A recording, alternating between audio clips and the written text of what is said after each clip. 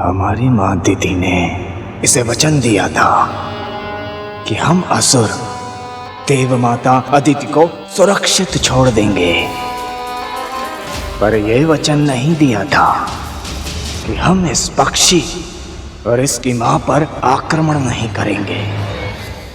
अब जा तो अपना आखेट कर ले, मैं यहीं बैठकर विष्णु जी का ध्यान करती हूँ। अवश्य, पर उससे पहले आप अपनी आंखें बंद कर दीजिए। आंखें बंद कर लूं? हाँ, कीजिए ना माँ।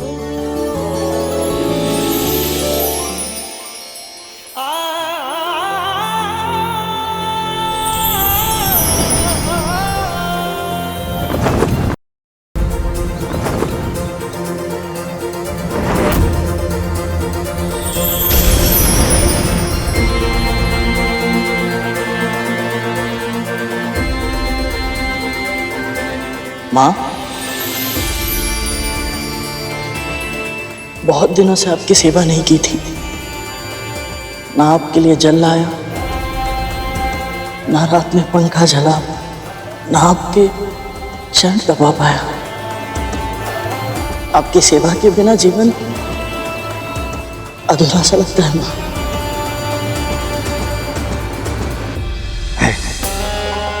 एक बार संतान बड़ी हो जाए, समर्थ हो जाए, फिर तो वो अपने माता पिता का मुख भी नहीं देखती। और एक ये मूर्ख है, स्वयं को अपनी माता की सेवा में न्योछावर कर रखा है इसने।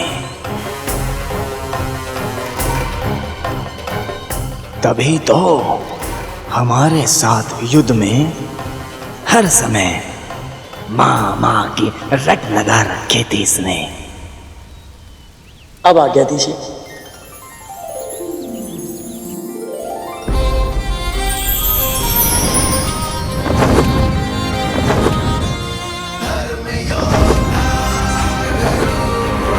अब मिला प्रतिशोध लेने का अवसर।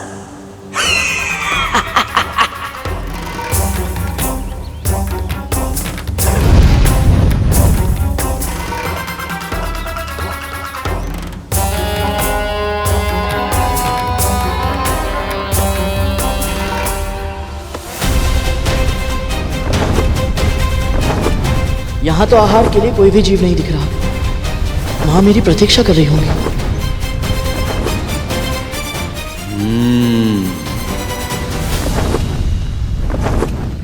ये मेरी माया का चमत्कार है गरुड़। मैंने सभी जीवों को तुम्हारी दृष्टि से ओझल कर दिया है।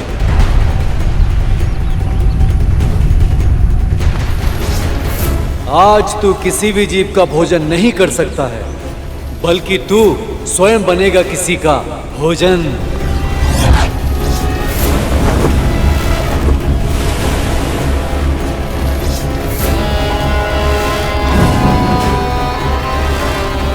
हे भोलेनाथ, हे दीनानाथ, मेरी सहायता कीजिए। हे भोलेनाथ, मेरी सहायता कीजिए। अपने भक्तों पर कृपा कीजिए। हे भोलेनाथ, अपने भक्तों की सहायता कीजिए। हे दीनानाथ, मुझ पर दया कीजिए। तुम कौन? भयभीत मत होइए, मैं आपकी सहायता करने के लिए आया। तुम कौन हो बालक? तुम मेरी क्यों सहायता करना चाहते हो? बस आप यही समझ लीजिए कि मैं भी आप ही की तरह एक भक्त हूँ। और रहा प्रश्न आपकी सहायता करने का, तो मेरी माँ कहती है जब भी परोपकार करने का अवसर मिले तो हिचकिचाना मत। भोलेनाथ, तुम्हें आशीर्वाद दे बालक। बस मेरा एक काम कर दो, इस मटके में जल भरकर मेरी कुटिया तक छोड़ दो। बस इतनी सी बात? मैं अभी गया और अभी आया। लाइए।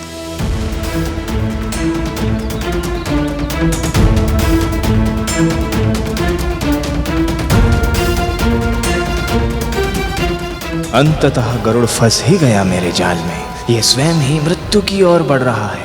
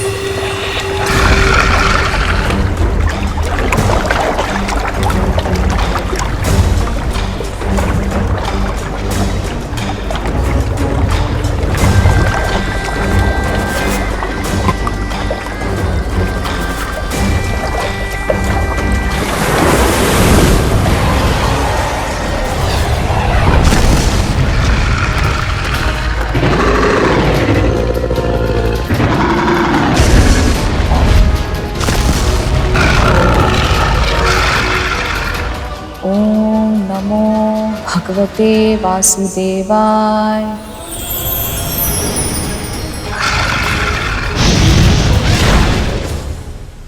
ये संघर्ष तेरी मृत्यु की आहट है गरुड़। ओम नमो भगवते वासुदेव। गरुड़, अब तक तो उसे लौट आना चाहिए था। वो ठीक तो है?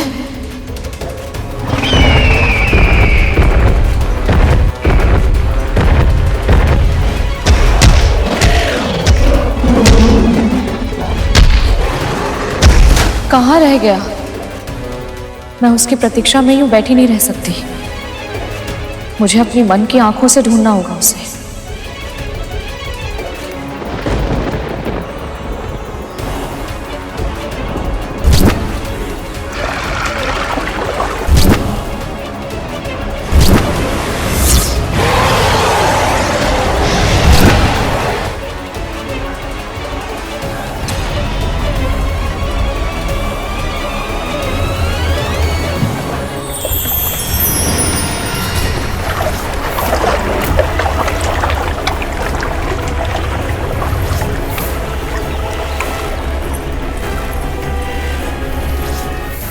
गरुड़,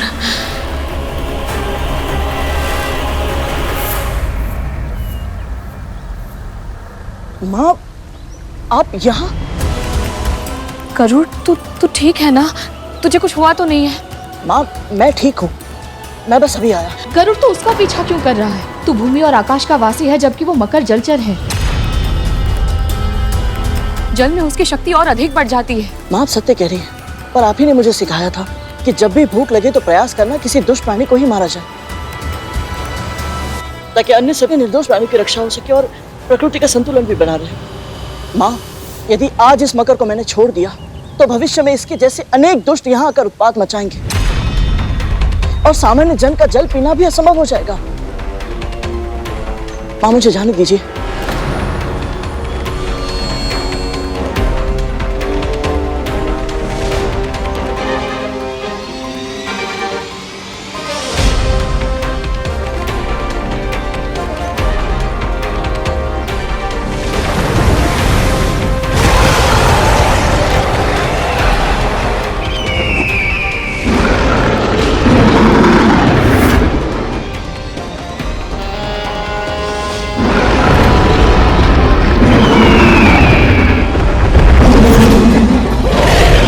यमराज को इतनी प्रतीक्षा मत कराओ मगरराज।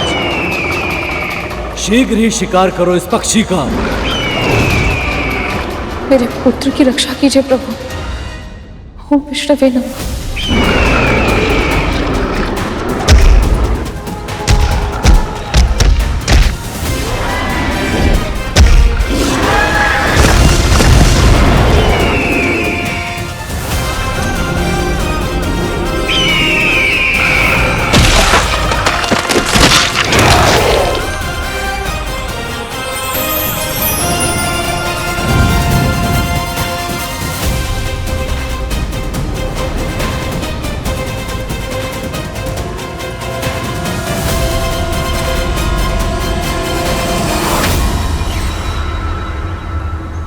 राहु, तो ये सब इसी का षड्यंत्र था। दुष्टों को कितना भी समझाओ, ना सुधरते हैं ना संभलते हैं।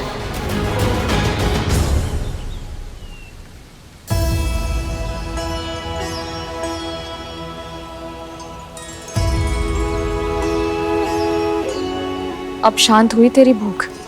बुराई का नाश करके केवल भूख ही नहीं, मन भी शांत हो गया। माँ, चल अब घर चलते हैं। कद्रू दीदी प्रतीक्षा कर रही होंगी। और माँ, वो शेष बातें हम घर चल के करेंगे। गरुड़, चल अब। ये भी अवसर हाथ से निकल गया, किंतु मुझे शीघ्र ही माँ को बड़ी माँ की मंशा से अवगत करना होगा।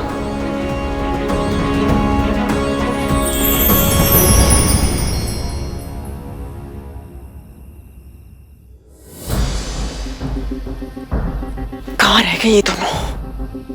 माँ, यदि गरुड़ को सारा सत्य पता चल चुका है तो फिर वो अभी तक मौन क्यों है? मैं भी वही सोच रही हूँ तक्षक। कहीं ऐसा तो नहीं कि ये दोनों माँ पुत्र भोजन के बहाने हमें ही भोजन बनाने का षड्यंत्र रच रहे हो? मुझे कैसे पता होगा कालिया? आपने इतना पूछा फिर भी गरुड़ कुछ नहीं बोला, क्यों माँ? हाँ माँ, अगर हमें पता ही नहीं चलेगा कि उसे क्या पता है वो कितना, तो हम उसे नियंत्रण में कैसे रख पाएंगे? प्रश्न प्रश्न प्रश्न। तुम लोगों को केवल प्रश्न पूछने के लिए जन्म दिया है ना मैंने। एक वो गरुड़ है जो अपनी माँ के लिए आकाश पाताल एक कर रहा है, और तुम लोग उल्टे सीधे प्रश्न करके मेरी चिंता बढ़ा रहे हो। जब कुछ करते हैं तब भी डांट पड़ती है और जब कुछ नहीं करते तब भी डांट पड़ती है।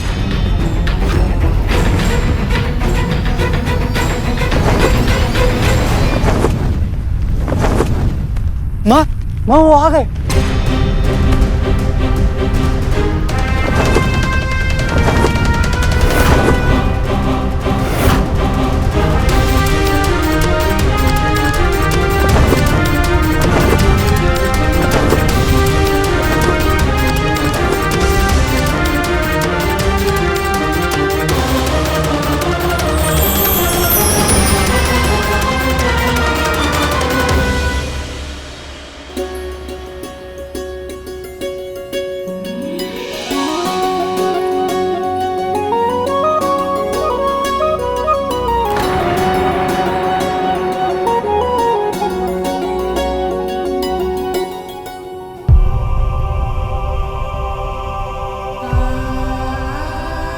ये घाव कैसे लगे तुझे? कुछ नहीं माँ, वो आखेट करते समय थोड़े बहुत घाव तो लग ही जाते हैं। मुझसे छुपाएगा? किसी मकर में इतना सामर्थ्य नहीं है कि तुझे घाव दे पाए। ये घाव तो मैंने तुझे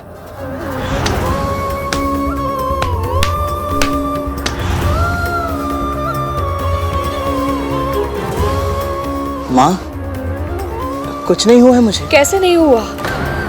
तुझसे बिना कुछ पूछे इतना मारा और तू भी चुपचाप मार खाता चला गया। इतने विकट असुरों से युद्ध करके आया, तुझे कुछ नहीं हुआ और मेरे मारने से इतने घाव। ये संसार में किसी के भी प्रहार का कोई भी प्रभाव नहीं पड़ता मुझ पर, और जब आप मारेंगी तो कष्ट होगा ना माँ।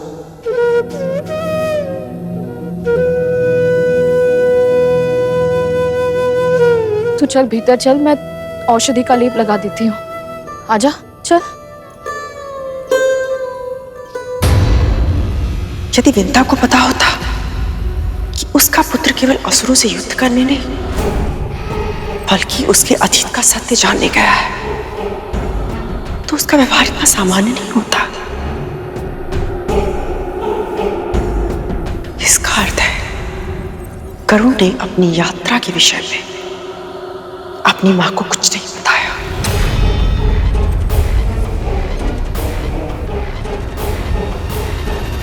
पर क्यों?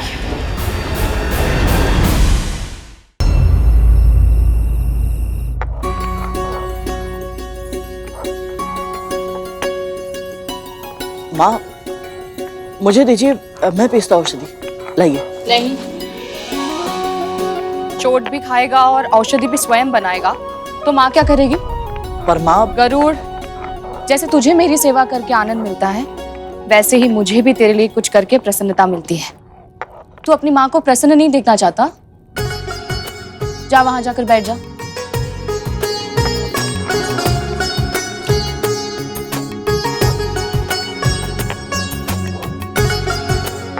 सोचा था भोजन करते समय माँ को अपनी यात्रा के विषय में सब बता दूंगा, पर अवसर ही नहीं मिला। और अब तो बहुत रात हो गई है, माँ भी थक गई होंगी।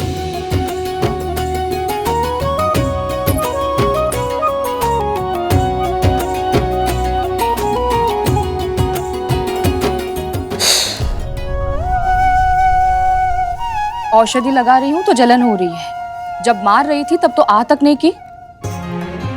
उस समय तो मेरा पूरा ध्यान आपके दुख पर था ना माँ। तो अब भी अपना ध्यान कहीं और केंद्रित कर ले। चल बता, तुझे कैसे पता चला कि अदिति माँ कहाँ तपस्या कर रही हैं और उन्हें तेरी सहायता की आवश्यकता है? वो तो मुझे प्रभु श्री विष्णु के संकेत से पता चला था। प्रभु श्री विष्णु के संकेत से? यही उचित अवसर है माँ को सब सत्य बताने का। मैं आपको आरंभ से सब कुछ बताता हूँ। क्या हुआ? तू इतना गंभीर क्यों हो गया? ऐसा क्या बताने वाला है तू? माँ, मैं आपकी दास्ता की कथा जानने के लिए आपको बिना बताए वैकुंठ गया था।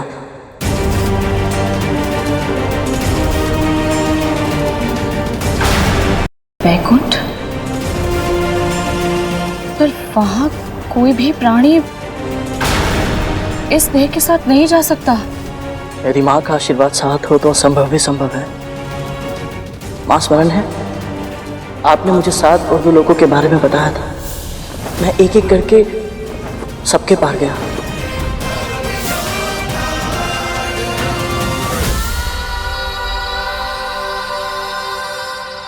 और दूर से ही सही पर ब्रह्मलोक में मुझे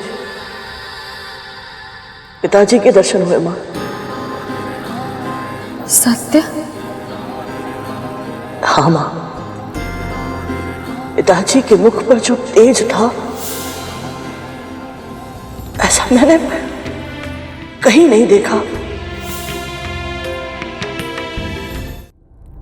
वो तेज, उसकी आभा सबसे अलग है पुत्र।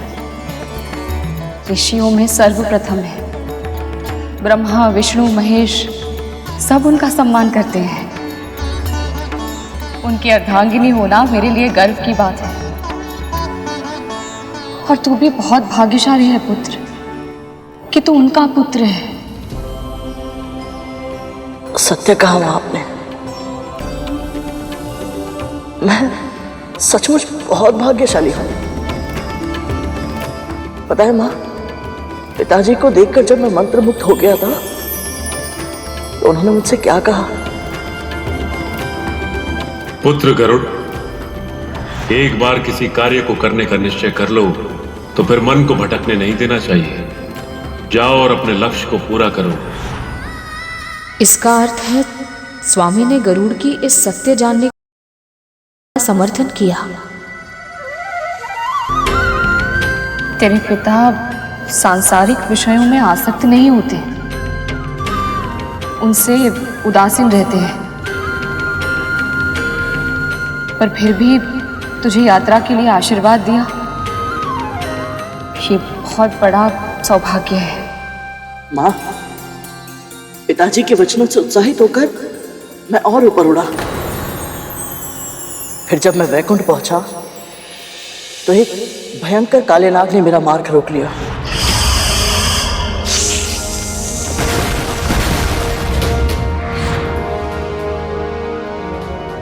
अनंत,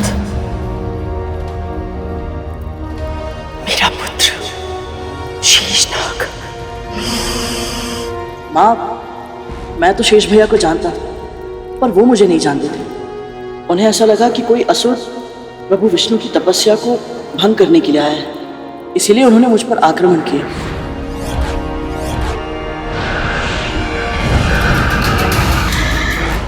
पर फिर एक बार आपने मेरी रक्षा की। क्या संबंध है तुम्हारा विंता माँ से? ब्रह्मपुत्र कश्यप और दक्ष प्रजापति की पुत्र माँ विंता का पुत्र हूं मैं, गरुड़।